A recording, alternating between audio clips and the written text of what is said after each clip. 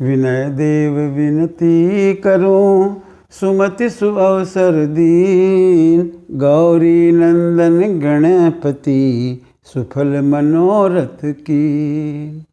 जय बोलिए गौ माता की जय। आज मैं सुरेश जैन गौ माता के महत्व पर आप लोगों के समक्ष अपने विचार रख रहा हूँ। संसार में गौ माता जो आई हैं वो कैसे आई हैं? गौ माता आई है समुद्र मंथन से। कामधेनु गौ माता जो है वो जब समुद्र मंथन हुआ और राक्षस और देवों के बीच में जब बंटवारा हुआ तो उसमें गौ माता जो है वो देवों के पक्ष में आई। और जब से गौ माता आई है तब से संसार में उसका उपकार बहुत ज़्यादा है जो हमें समझ में आना चाहिए। देखिए, एक बार की बात है कि गौ माता के बारे में पूछा गया शिव जी से, तो शिव जी ने बताया कि गौ माता बहुत ही महत्वपूर्ण है, इसके रोम रोम में देवताओं का वास है। वो कैसे? एक बार की बात है कि सारे देवी देवता ब्रह्मा जी के पास पहुँचे और उन्होंने कहा कि हम सभी देवी देवता एक साथ रहने में बहुत दिक्कत हो रही है और हमें एक दूसरे के प्रति कहीं ना कहीं कुछ न कुछ हमारा मनमुटाव हो जाता है, तो ऐसा कोई जगह बताइए जहाँ पे हम सब अच्छी तरह से रह सकें। तो ब्रह्मा जी ने कहा कि आप एक काम करो, गौ माता के शरीर में जितने रोम रोम है एक एक रोम रोम में आप जाके बस जाओ।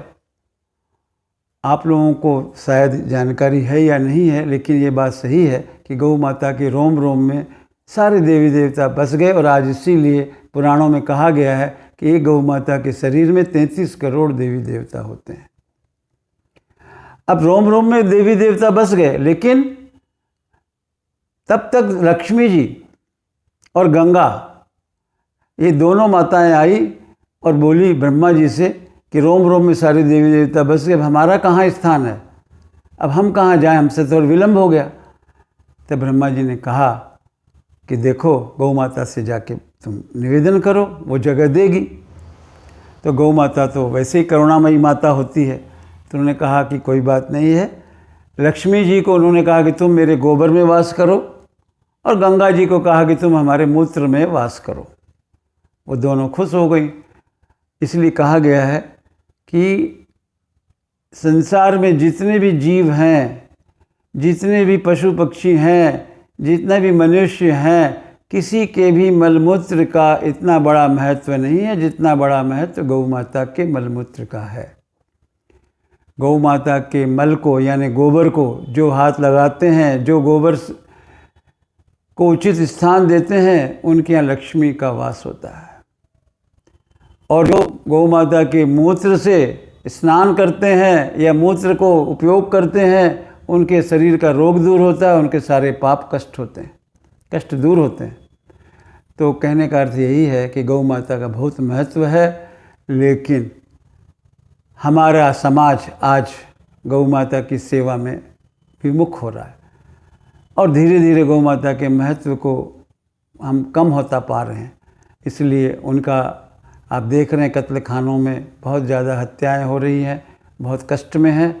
इसलिए हम सब गौ भक्तों को चाहिए कि गौ माता की रक्षा करें। अगर उन्हें घर में पालन नहीं कर सकते हैं तो गौशालाओं में जहाँ गौ माता का पालन हो रहा है वहाँ आप जाएं और कोशिश करें कि उनके गोबर को उठाएं, उनके मूत्र में आप अपना जो कुछ भी हो आप अपना उसमें हाथ धोएं, कुछ भी करें, बट ये आपके लिए बहुत ही पुण्यशाली कार्य होगा। और आप घर से रोज़ कुछ न कुछ दान गौ माता के भोजन के लिए निकालें तो इसका बहुत लाभ मिलेगा। आज बस इतना ही। जय बोलिए गौ माता की जय।